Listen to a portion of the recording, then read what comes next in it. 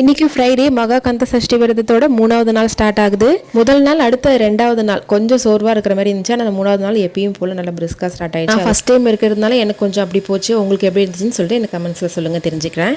இன்றைக்கி ஃப்ரைடேன்றதுனால காலையில் நிலைவாசல் பூஜையெல்லாம் முடிச்சுட்டு அதுக்கப்புறமா தான் உள்ள பூஜை பண்ணுறதுக்கு உட்காந்தேன். 2 சைடும் குத்து விளக்கு ஏற்றிட்டு முதல் நாள் வந்து பால் அபிஷேகம் பண்ணியிருந்தேன். 2வது நாள் தேன் அபிஷேகம் பண்ணியிருந்தேன். 3வது நாள் இன்னைக்கு வெள்ளிக்கிழமை வந்து சந்தன அபிஷேகம் பண்ணி தீப தூப ஆராதனையெல்லாம் காமிச்சிட்டு பூவால் அலங்காரம் பண்ணி ரெடி பண்ணி வச்சு அதோட அபிஷேகம் பண்ணுற தண்ணியை என்ன பண்ணலான்னு சொல்லிட்டு ஒரு சிலர் கேட்குறீங்க. ஸோ அந்த தண்ணியை வந்துட்டு செடி மரம் அந்தமாரி இருக்கிற இடத்துல நீங்கள் ஊற்றிடலாம். அப்படி எதுவுமே இல்லாத பட்சத்தில் கால் மிதி படாத இடத்துல நீங்கள் ஊற்றிடலாம். நெக்ஸ்ட் பால் பழ இடத்துல வந்துட்டு பாலில் நம்ம சக்கரை கலந்து குடிக்கலாமா அப்படின்னு சொல்லிட்டு கேட்குறீங்க. சாமிக்கு நெய்வேத்தியமாக பண்ணும்போது வெறுமனே பால் வைக்க மாட்டோம் இல்லையா, ஒன்று நாட்டு சக்கரை அப்படின்னா தேன் கலந்து குடிப்போம். அதையே தான் நம்ம பிரசாதமாக எடுத்துக்க போகிறோம். ஸோ அதனால் நாட்டு சக்கரை இல்லைனா தேன் அந்தமாரி கலந்து நீங்கள் எடுத்து அபிஷேகம்லாம் முடிஞ்சதுக்கப்புறமா இன்றைக்கி 3வது நாள் 3 அகல் விளக்கு நெய் தீபம் ஏற்றி பஞ்சுத்திரி போட்டு பூவால் அலங்காரம் பண்ணிவிட்டு எல்லாம் வீடு ஃபுல்லாக தீப தூப ஆராதனை எல்லாம் காமிச்சிட்டு இன்றைக்கி வெற்றிகரமாக 3வது நாள் விரதத்தை ஸ்டார்ட் பண்ணி ஒரு 3 நாள் விரதம் இருக்கிறவங்க காப்பு கட்டிக்கணும்னு நினைக்கிறவங்க நாளைக்கும், ஒரு நாள் விரதம் இருக்கிறவங்க சூரசம்ஹாரம் அன்னைக்கும் காப்பு கட்டிக்கலாம்.